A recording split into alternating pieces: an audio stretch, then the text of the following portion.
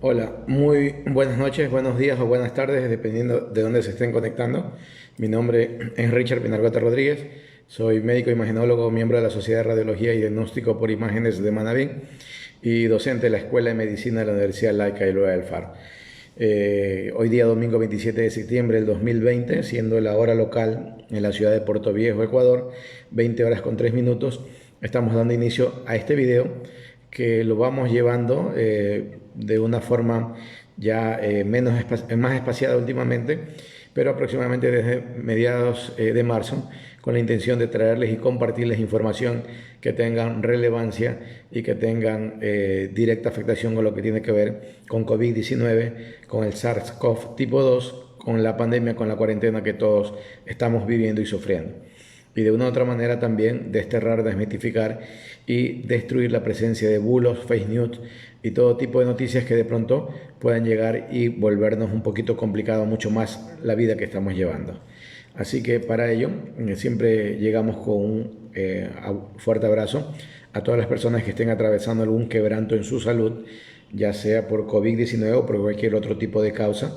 Entendemos que en las circunstancias que estamos viviendo, sin lugar a dudas, ese quebranto de salud se siente multiplicado.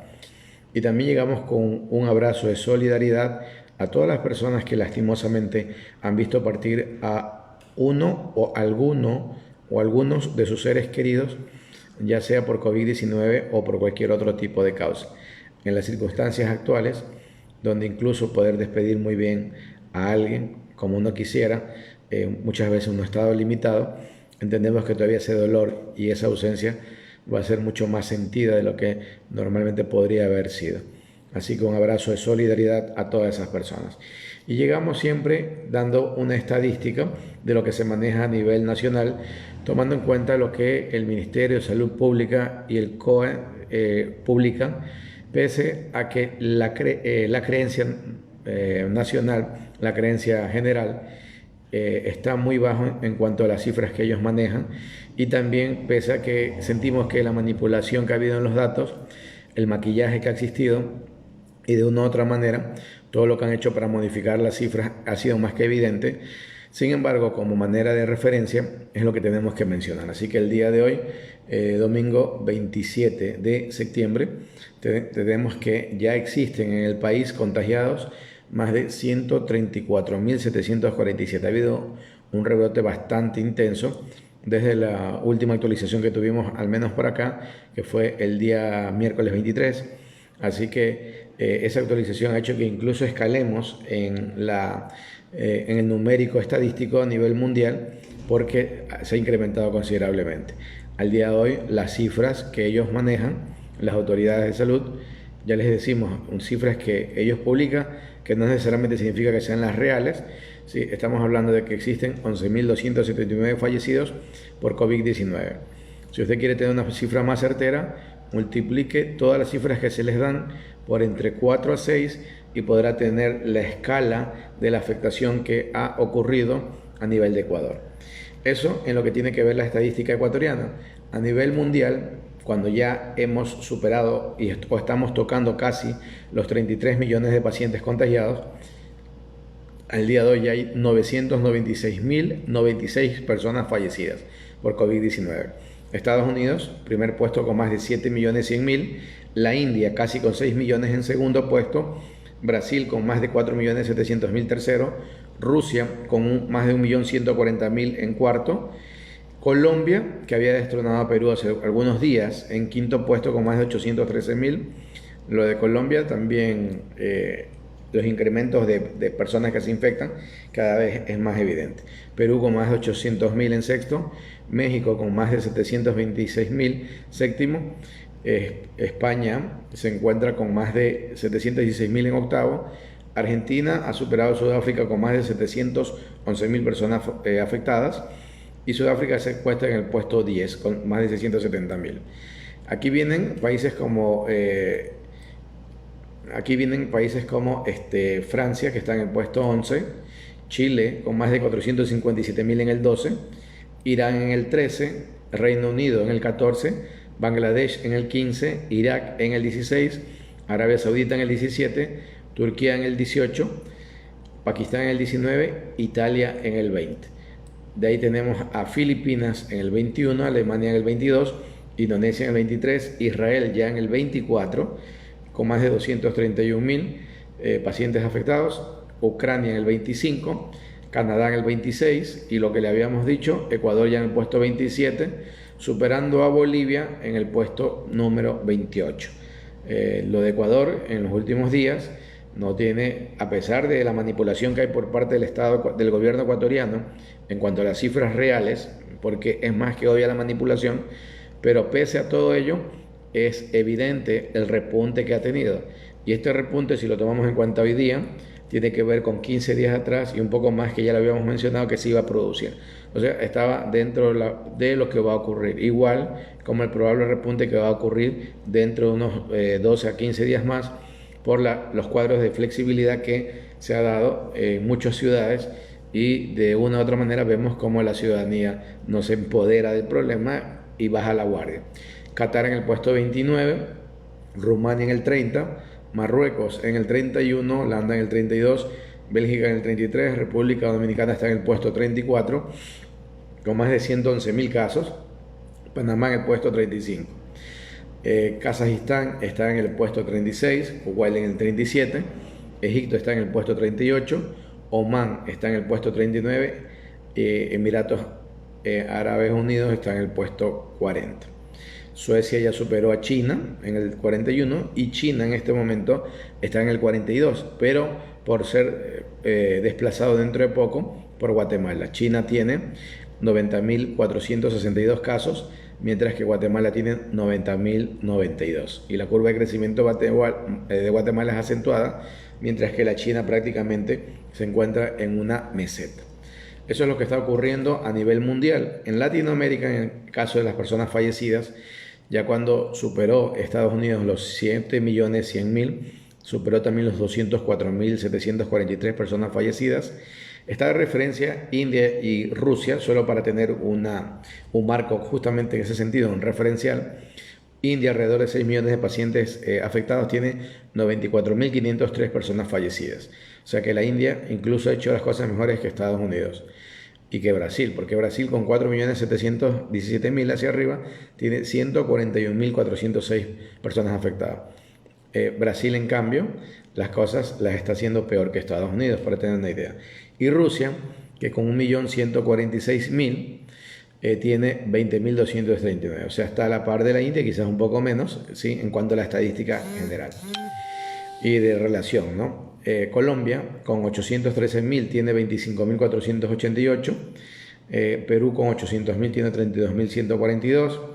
En ese caso, por ejemplo, Perú ha hecho las cosas peores que Colombia en cuanto a la letalidad, pero Colombia, sin lugar a dudas, la tasa de contagios que tiene es muy intensa. México, con más de 726.000, tiene 76.243 personas fallecidas, y un número algo que se le aproxima por el crecimiento constante y acentuado que ha tenido Argentina es justamente este país, con 711.325, pero tienen 15.749.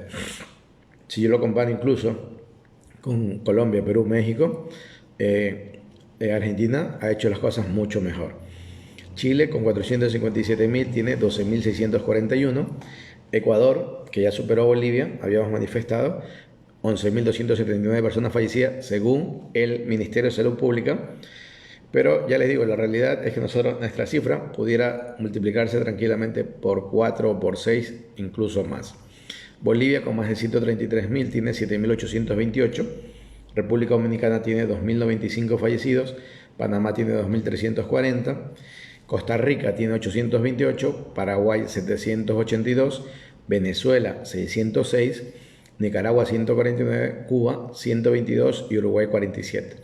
Estos países, de una u otra manera, todavía se perfilan como países que han hecho las cosas de mejor forma. Es más, por ejemplo, Venezuela tiene 72.691 personas contagiadas y tiene 606 personas fallecidas. Y aún así, con esta cifra, que en la realidad de las cosas, la cifra de ellos viene a ser prácticamente la mitad de la nuestra, teniendo una población 3 a 4 veces mayor que la nuestra, pero la cifra de fallecidos no hay ni punto de comparación. Nosotros estamos por encima de 11.000 personas, ellos están por 606. Y Venezuela esta semana entra a 7 días de cuarentena obligatoria, justamente para que los casos no se sigan acentuando. Muy bien, eso en cuanto a lo que tiene que ver el número de casuístas.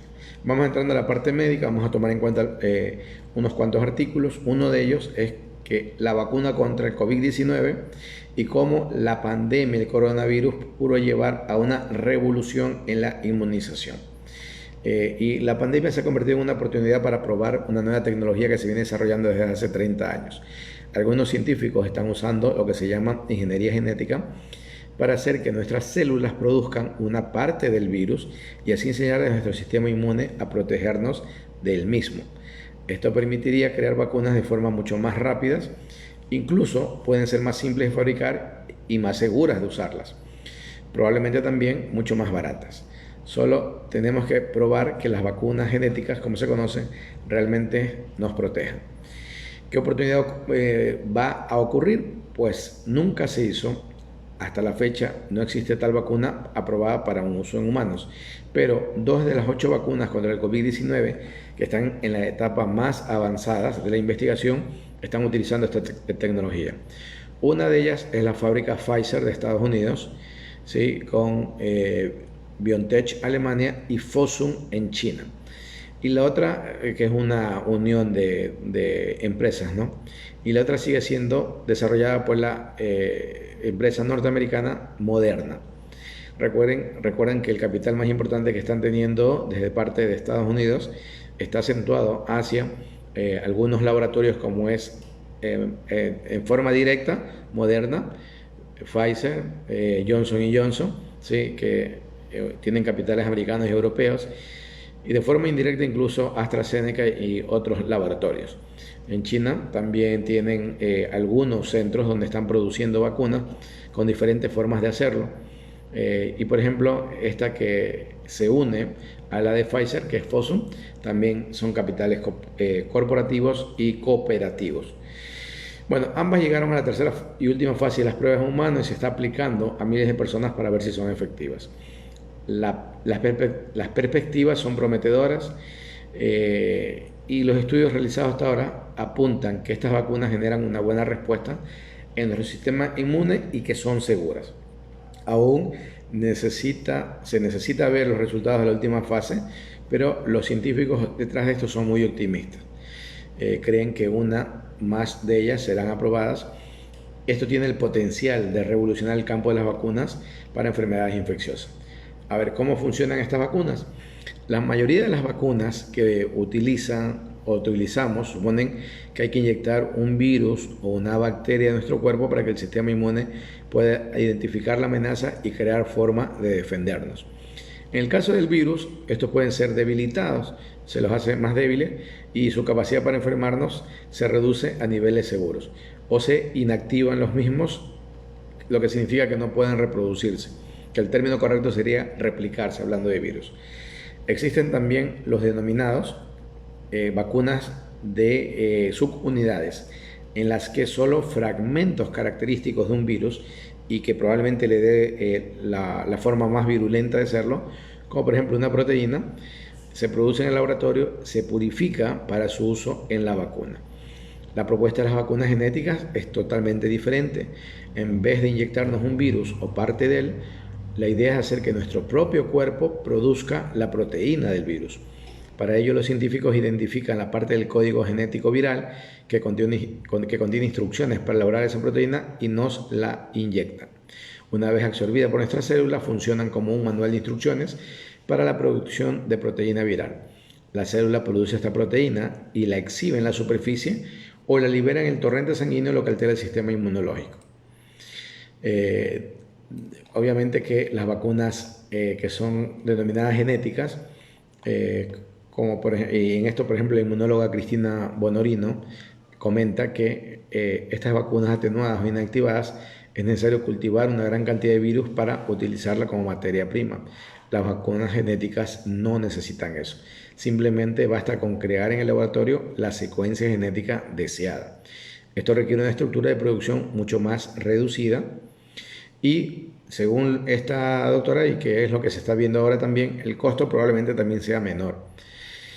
En ese sentido, Marjorie Dulcine, que es una directora médica de Pfizer en Brasil, que es una de las empresas que están fabricando una de las vacunas genéticas, explica que además este tipo de vacunas se producen más rápidamente a gran escala y también es más flexible.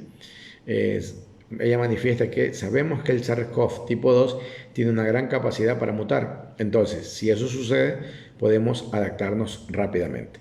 Las vacunas genéticas también eliminan el riesgo de que una persona se enferme cuando se vacuna, lo que puede ocurrir cuando se utilizan vacunas con virus atenuados.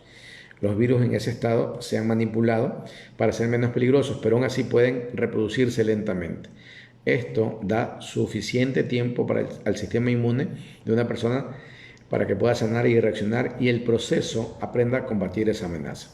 Pero en casos más raros, si el paciente está inmunodeprimido, ya saben que hay muchas causas de ello, no solamente pensar en el VIH, si hay pacientes con otros tipos de problemas, puede perder este tipo de pacientes la carrera para el virus y enfermar.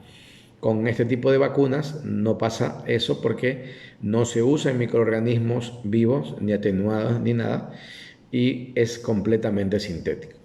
El tiempo necesario para desarrollar una vacuna también se reduce drásticamente y por lo general lleva meses tener una vacuna lista para las primeras pruebas. Con las vacunas genéticas generalmente, y eso lo ha demostrado el COVID-19, han tardado semanas.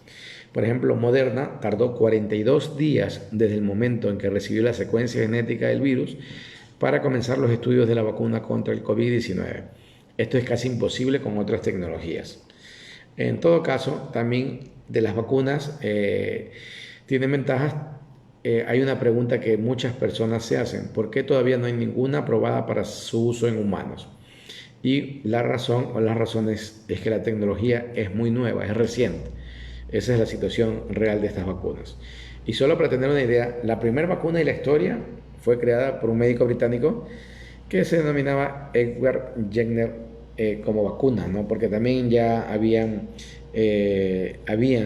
estudios de inmunología que permitían ya tener una respuesta. Eso fue hace más de 220 años, fue entre el siglo XVIII y XIX y fue justamente para prevenir la viruela, que incluso en nuestro país hasta el siglo pasado causaba estragos, ¿no? En contraste, las vacunas genéticas han estado desarrollándose durante poco más de 3 décadas, o sea, 30 años. Y esta del COVID-19 sería también una con un historial muy nuevo, muy novel, la verdad. En un principio se creía que sería mejor este tipo de vacunas utilizando ADN, la molécula que contiene toda la información genética de un organismo y que nuestras células utilizan para fabricar proteínas que componen nuestro cuerpo. Pero para que esto suceda, el ADN primero debe transformarse en molécula de ARN que traslada esa información a la parte de la célula donde se producen las proteínas. Los científicos creían que inyectando el ADN al virus, nuestras células podrían absorberlo y una vez dentro de ellas transformar en ARN para que luego se pudiera producir la proteína del microorganismo, lo que iniciaría esta reacción inmune. Pero las pruebas realizadas hasta ahora mostraron que las vacunas ADN no producen una respuesta inmune lo suficientemente fuerte en humanos. Otra alternativa es usar ARN directamente. Es probable que en esta molécula es capaz de generar una inflamación muy fuerte que nos puede matar. También es mucho más inestable que el ADN y se descompone fácilmente en nuestro cuerpo.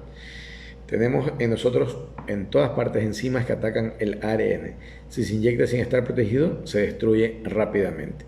Pero en los últimos 15 años, los científicos encontraron una forma de envolver esta molécula para evitar que se descomponga y llegue a la célula. También lograron reducir el potencial inflamatorio del ARN. La expectativa es que en algún momento, a partir de ahora, cuando dominemos esta tecnología, muchas vacunas del futuro serán de este tipo. Entonces, ¿cómo son las vacunas del COVID-19? La pandemia ha creado algunas condiciones que probablemente acelerarán este proceso. Al ser una enfermedad nueva, muy contagiosa y mortal, para que aún no existe una vacuna en este momento, esto es urgente. Hacerlo suele costar decenas o cientos de millones de dólares, pero ahora los gobiernos y las organizaciones están invirtiendo mucho dinero. Y cuando una vacuna esté lista, los países de todo el mundo estarán interesados en comprarla. Eso es más que indiscutible, ¿no? El estudio, por ejemplo, el estudio de la vacuna de Moderna ya está involucrando a 30.000 pacientes en Estados Unidos. La investigación de la de Pfizer BioNTech Fosun también cuenta con 30.000 voluntarios en Estados Unidos, incluyendo otros países como Brasil.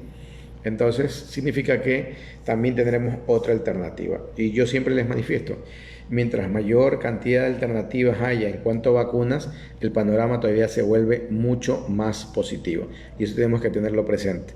Porque acuérdense que vamos a necesitar primero una gran cantidad de dosis, porque para poder tener una tranquilidad de poder controlar el problema, al menos el 70% de la población o se debe haber infectado o se debe haber vacunado. Significa que para un país como Ecuador de 17 millones de habitantes tenemos que tener esa cifra de más de 10 millones.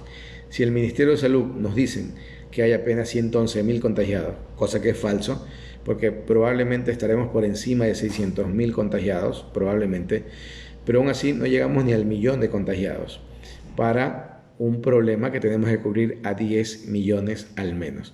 Entonces, si vemos los volúmenes, entenderemos que en la etapa de vacunación, Ecuador probablemente debería comprar de entrada entre 1 a 3 millones de vacunas y llegar quizás hasta la posibilidad de que sean 10 millones de dosis de vacunas que compra.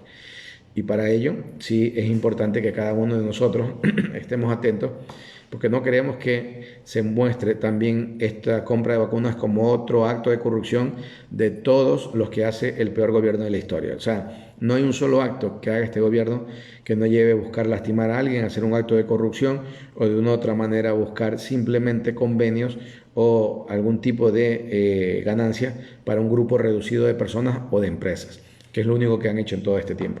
Así que hay que estar atento con el tema de vacunas. Hay que saber claramente de dónde van a comprar la vacuna, conocer riesgos, beneficios, conocer cómo se presenta en cuanto a su fiabilidad, a su respuesta inmune y obviamente conocer el costo individual y el costo que darían por la compra de esto, ¿no? Y yo sigo insistiendo, no hay que estar sujeto simplemente a una vacuna. He leído últimamente que están intentando solamente movilizarse para que sea la de AstraZeneca, que sin desmerecerla, por supuesto, al menos yo como personal médico y entendiendo un poquito de este tema de vacuna, no me gustaría que fuera la única. Tiene que haber alternativas, ¿sí? En pro y en contra, sí, de todas, porque AstraZeneca igual tampoco nos garantiza que sea 100% efectiva. Así como no nos garantizaría una vacuna rusa, una vacuna china, una vacuna alemana, nada. O sea, por eso justamente tenemos que tener una amplitud en cuanto a las vacunas que puedan llegar al país.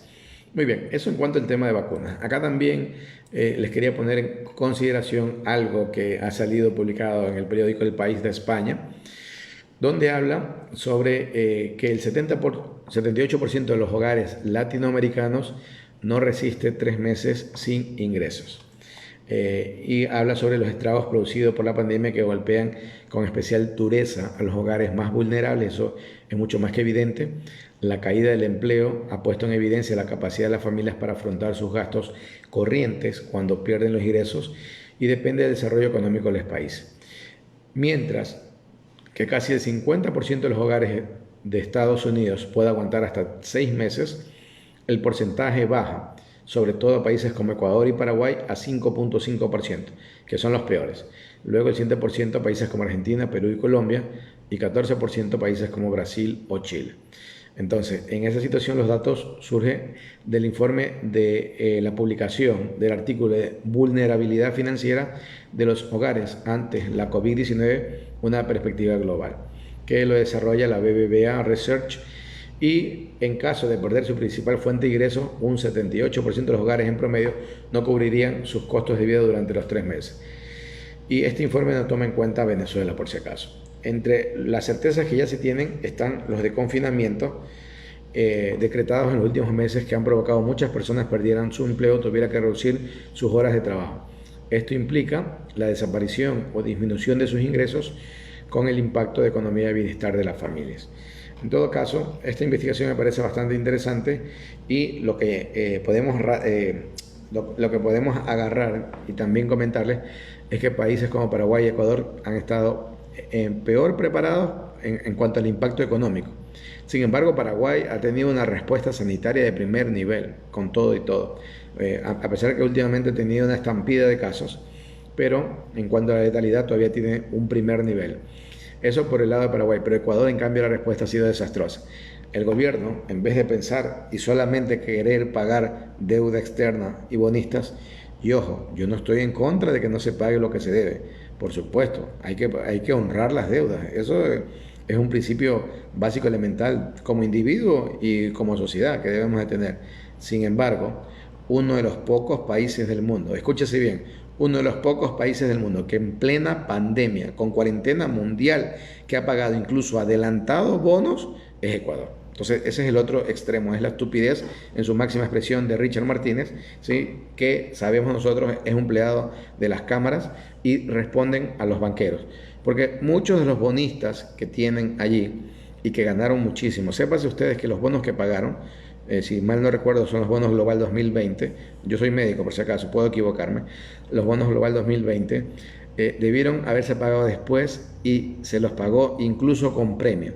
Y hubo gente que esos bonos los compró al 30% del valor y ahora le pagaron con premio, significa que ganaron al 110%. O sea, si eso no es negociado y corrupción, ¿qué más es? O sea, así como criticamos lo de la funda de los cadáveres, lo de los insumos médicos, lo de las medicinas, todo este tipo de cosas, esto todavía es peor, ¿sí? Y son las cosas que los medios de comunicación se quedan callados porque probablemente también son parte del reparto. Así que yo les digo, yo los días jueves de tarde hablo en un canal de Facebook que se llama Hojas de Ruta y yo los invito a que los escuchen porque ellos tienen una programación muy variada con gente de todo lado, de todo lado. Entonces, mirar simplemente a los medios de comunicación tradicionales de una u otra manera nos están poniendo una venda y ese tipo de cosas que no nos dicen o al menos no lo dicen como deberían ni son tan reiterativos, porque cuando se trata de una noticia de otra característica, por ejemplo, que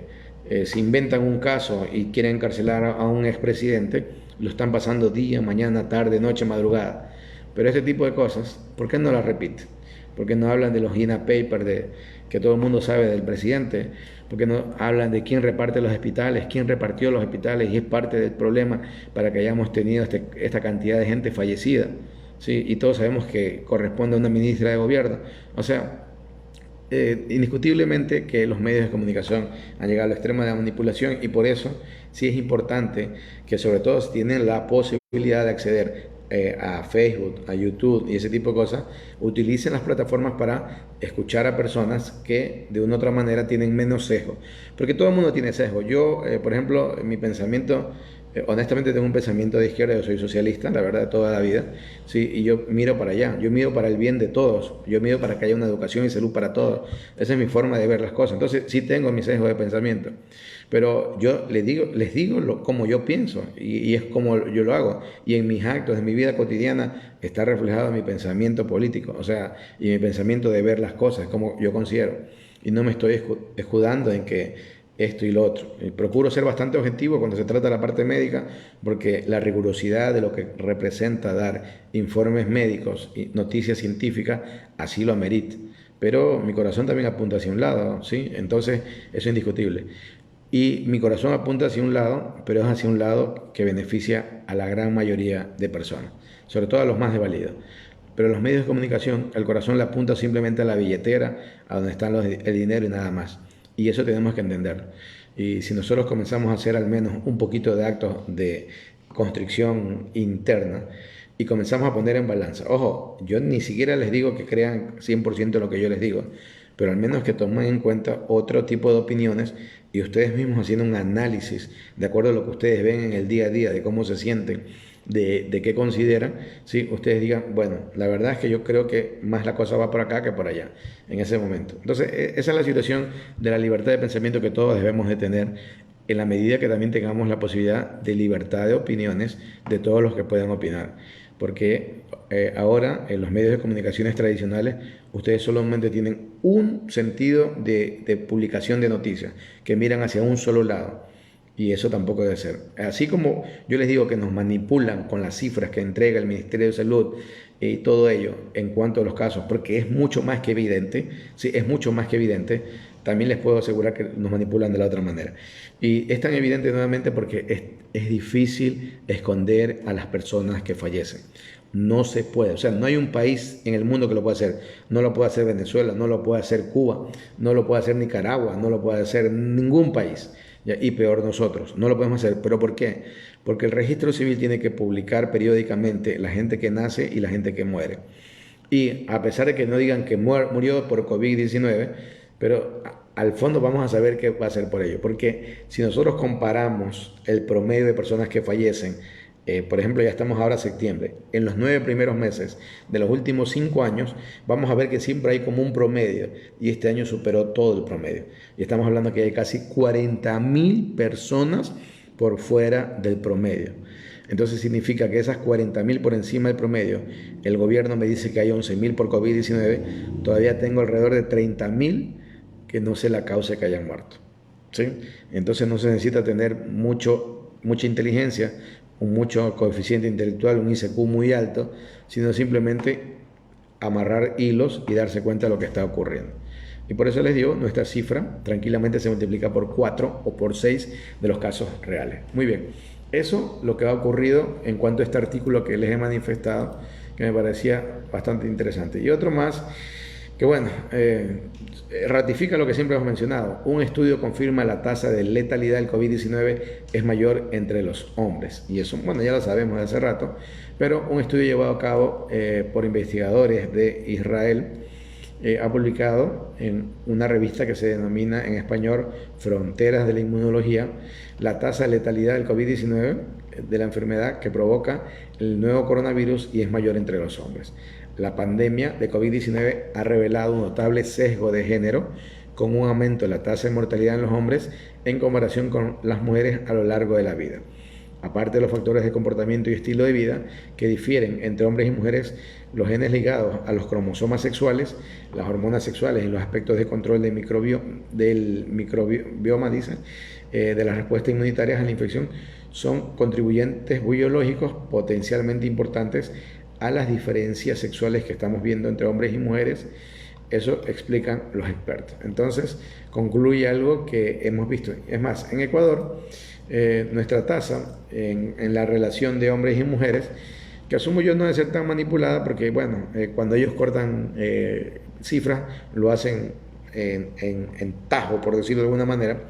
Se dice que el 47.1 personas de los casos confirmados son mujeres y casi 53% son hombres. O sea, 53-47 es nuestra relación, hombres, 53-47 sería la relación hombres-mujeres acá en Ecuador. Y también algo que siempre lo ratificamos, que es la cuestión de los pacientes que tienen comorbilidades, siendo en muchos casos la diabetes una probabilidad, o sea, entre pacientes diabéticos hay un 30% más de posibilidades de fallecer por COVID-19 que entre pacientes que no tienen diabetes. Ese también es un dato que hay que tenerlo muy, pero muy presente. Dicho esto, creo que les tenía algo más preparado para el día de hoy. Bueno, el día viernes no pude estar acá, ¿sí? Y aprovechando también el fin de semana, ¿sí? Y quisiera mandar un fuerte saludo por ello, se inauguró acá en la ciudad de Puerto Viejo el IMEC, que es el Instituto Manavita de Enfermedades Cardiovasculares. El médico que dirige esto es el doctor Gustavo Garrido. Él es cirujano vascular, flebólogo, linfólogo, ¿sí? Y de una otra manera nos parece bastante interesante que la ciudad cuente con un centro donde se pueden tratar eventos, porque tienen también un equipo de angiografía digital de los mejores que pueden haber en el país. Y bastante interesante poder tener otro sitio, acá en la provincia sobre todo, donde las enfermedades cardiovasculares, las enfermedades cerebrales, lo que tiene que ver con enfermedades periféricas, mediante la utilización de catéteres, colocación de stents, coils, ese tipo de cosas, vamos a tener. El personal que va a laborar ahí es personal de primera, con una formación muy interesante. Hay doctores que se han preparado en España, en Argentina, doctores que se han preparado en Inglaterra, doctores que tienen una buena formación, y sin lugar a dudas esto nos da un poco de alivio, porque las personas que en algún momento nos llegáramos a infartar, podríamos tener una opción bastante importante de poder revertir eso. Por ello es que es muy interesante entender que no hay que bajar la guardia, porque los servicios de salud donde se saturan, no hay cómo atender cosas del COVID y cosas del no COVID. Y lo del IMED, lo del Instituto Manavita de Enfermedades Cardiovasculares, también es una ayuda, porque también aporta con camas de terapia intensiva, de terapia intermedia, camas de UCO, de unidades de coronaria, y también, obviamente, camas hospitalarias, que siempre va a ser interesante. Nosotros hace 2 sábados dimos una conferencia y en la cual yo hablaba, hacía un resumen de lo que había ocurrido acá. Y a propósito de ello, en China, por ejemplo, ya la gente está circulando libremente y una gran parte de ellos ya andan sin mascarillas, ya hacen eventos de concentración pública algo numerosas y no hay ningún problema porque está controlado el evento. Sí, pero ¿cómo llegaron a controlar nuevamente? Teniendo un testaje, o sea, haciendo pruebas lo suficientemente importante para la población de ellos. Solo para que tengan una idea, Wuhan, donde se originó todo esto, en Wuhan, ellos tienen una población de 11 millones de habitantes y allí, solo yo siempre le digo Wuhan, pero es con W, ¿no? Solo allí hicieron 11 millones de pruebas. Prácticamente cada persona de la ciudad se hizo una prueba. Acá en Ecuador llevamos con las justitas 300.000 pruebas, alrededor de 300.000 pruebas para una población de 17 millones de habitantes. Entonces no es de extrañar que estando en los últimos lugares de testaje a nivel sudamericano, también estemos con las peores cifras. Entonces, escuchar por parte de las autoridades decir que nos ha ido bien en esto, no solo que es una falacia o una mentira del tamaño de un estadio, que todo el mundo lo conoce, porque todo el mundo vive acá y percibe y sabe y se da cuenta. Todo el mundo tiene algún familiar, algún ser querido, algún amigo que ha fallecido por COVID-19. O sea, es imposible que nos engañen de esa manera. Pero me parece que es un irrespeto en honor a las personas que han fallecido. Bueno, voy a ir a ver si han dejado algún saludo por acá, para no extenderme más allá que eso. Kelly Rosado nos manda saludos Kelly. María Auxiliadora González manda saludos y bendiciones también por allá. Diana Mera manda a saludos. Nuestro querido colega, el doctor Jorge Elías Chanalata, manda también saludos y comenta que la familia Chanalata lo escucha desde la ciudadela La Paz y siempre adelante. Un saludo para la familia Chanalata en la ciudadela La Paz. Esperemos que estén de lo mejor por allá, Dios mediante, y dentro de las posibilidades. Porque ahorita, como yo les digo muchas veces, ya el simple hecho de estar sano ya es una ganancia en todo sentido. Y si usted está sano y tiene algún trabajo, está como ganando el doble en este tipo de cosas, cuando no debería ser así. Este gobierno ha votado tanta gente a la calle y está manipulando a tantos para votarlos, como por ejemplo la clase de salud en Manabí, que quieren, bajo presiones, bajo coacciones, tratar de modificarles la forma de contratación. Personas que entraron en el régimen de contratación pública de salud por emergencia, ¿sí? O sea, entre abril y mayo, y los quieren tratar como si fueran la peor cosa de la vida. Ojo, que yo, y siempre lo digo porque yo soy médico y se me puede malinterpretar, no quiero poner en un sitial mayor o menor a la parte médica ni nada por el estilo. Y hablo del sector salud, o sea, médicos, licenciadas, auxiliares, laboratoristas, etc. Pero sí es muy importante que se quede claro que a estos personal de salud se les pidió que ayudara en la pandemia a combatirla y ahora se les pretende manipular, alterar, incluso colocarlos en partidas donde probablemente les paguen muy tarde si es que le llegan a pagar. Es una tontería lo que están haciendo, es una situación que no tiene escrúpulos y estas medidas, sumadas con lo que se hizo últimamente con el Código Orgánico de Salud y otras cosas, que mucha gente podrá estar de acuerdo con ese tipo de cosas, probablemente habrá otra gente que no. La realidad de las situaciones es que hay muchas cosas que hay que cambiar en el sector salud, ¿sí? Y hay cuestiones también que hay que tocarlas y hay cuestiones que hay que modificarlas, ¿sí?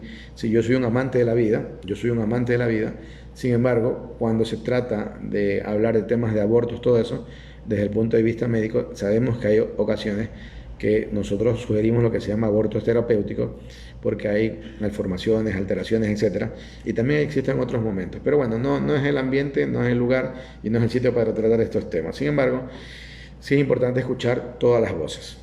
Y yo creo que de una u otra manera, en esta negativa del Código Orgánico de Salud no se lo tocó. Así que solidaridad también con los colegas médicos que están siendo médicos y personal de salud en general, que están siendo amenazados, perseguidos, hostigados y que de una u otra manera se los está queriendo introducir a otra reglamentación dentro de su contratación que debe haber sido normal. Bueno, no se puede esperar peor de este gobierno y todos los que lo han apoyado, ¿eh? Hay que estar muy pendiente de eso porque podría venir alguien que ha estado cercano a ellos, moviendo los hilos de lo que ha ocurrido y podría de una otra manera venirnos acá, ¿sí? Y bueno, en fin, ya no doy más opinión porque podría ser muy sesgo. Y nuevamente un saludo al doctor Gustavo Garrido, éxitos en el desarrollo de IMEC y bueno, esperemos que las autoridades como el Seguro Social, el Ministerio puedan tener convenios pronto con ellos porque la verdad que los procedimientos son costosos, muy costosos y una persona común no podría pagarlos, ¿sí? Entonces aquí es cuando tiene que el Instituto Ecuatoriano de Seguridad Social hacerse presente, el mismo Ministerio de Salud Pública hacerse presente al menos en ese tipo de cosas. Muy bien, dicho esto, damos un saludo a Gladys Pinargote que se ha unido, Josué Mero, Tamara Hidalgo Zapata, Lisette Solé, Ana María Durán, María Auxiliadora González, Toribio Flores, Javier Mera Vera, la doctora Verónica Villalba, Lisette Mendoza, Diana Mera, Randy Estrada, Viviana Martens, ella está en Loja, saludos por allá, Nachi Peñarrieta, Washington Itamar Pinargote, Diomari Mor, el colega de nuevo Jorge Elías Chanalata, Brigitte Macías, Laisha Micheli, el colega nos dice que el licenciado Stalin Chanalata le extiende un cordial saludo y nos escucha en vivo. Saludos a Stalin, que esté pasando muy bien. Marcelo Sánchez también se ha unido. Muy bueno, eso por lo que tenemos para esta noche. Nuevamente, si Dios lo permite, el día miércoles estaríamos por acá, empezando ya un nuevo mes. Miren, el día miércoles, si mal no estoy, déjenme ver bien para no decir algo que no corresponde. No, el jueves, el miércoles es 30 de septiembre todavía. Pero ya el jueves empezaríamos un nuevo mes, octubre. Octubre, que la verdad sería que el año prácticamente se ha ido, porque ustedes saben que octubre, noviembre y diciembre se va en un santiamén. Y de una u otra manera, ¿eso qué significa? Que no tenemos que bajar la guardia porque vacunas vamos a tener. Sí, dilatando mucho las fechas, entre enero y febrero probablemente acá en Ecuador. Siendo optimistas, quizás hasta en diciembre, probablemente. Sí, entonces vamos a tener. Así que por lo de la cuestión de las vacunas ya estamos entendiendo que hay una meta, ya hay no es ni siquiera una luz en el horizonte, porque el horizonte no está tan lejos, sino una luz ya que estamos viendo saliendo del túnel. Así que no hay que bajar la guardia y no tenemos que contagiarnos ni contagiar a la gente nuestra. Y ahora las únicas personas que pueden hacerlo, o los únicos entes, somos nosotros mismos, porque el gobierno hace todo lo posible para ser parte del problema. Por eso les digo que Ecuador, lastimosamente, hemos tenido que afrontar la doble pandemia COVID-19 y pandemia Lenin Moreno. Pero sin embargo, y pese a todo, de estas dos pandemias vamos a salir adelante. María Daza, la ingeniera María Daza, está escuchando y Nachi Peñarrieta manda bendiciones. Muchas gracias, como siempre, por estar ustedes por acá. La verdad que para mí es bastante gratificante que puedan acompañarnos y de una otra manera la idea de hacer estos videos es poder llegar a la mayor cantidad de gente. A nuestra querida Jacqueline Narcisa Mera Chica manda un saludos allá, ella es colega de la Universidad Laica del Alfaro y bueno, esta semana empezamos exámenes también desde el método virtual. La verdad que hay muchas cosas que se han aprendido, ¿no? Y a la gente que está siguiendo la teleeducación hay que ponerles también cada uno de su parte, que poniendo cada uno un poquito de sí, de verdad que se pueden conseguir algunas cosas. Yo en algorización y en los trabajos, sobre todo en la apreciación de pruebas cuando tengo de forma verbal, me he dado cuenta que el gran porcentaje de ellos sí lo ha aprovechado. Y a mí me sienta bastante, pero bastante feliz de poder uno, de una u otra manera, haberse hecho entender, ¿sí? Así que a los chicos de las universidades que empiezan a dar exámenes de fin de semestre, los mejores deseos, a dar el último respiro, el último suspiro ya, que van a tener unas semanitas de vacaciones probablemente, y bueno, a poner lo mejor de cada uno. Y para todos una buena semana, pasen de lo mejor, un positivo lunes, muchas bendiciones y muchos buenos deseos siempre. Cuídense mucho. Buena vibra. Chao.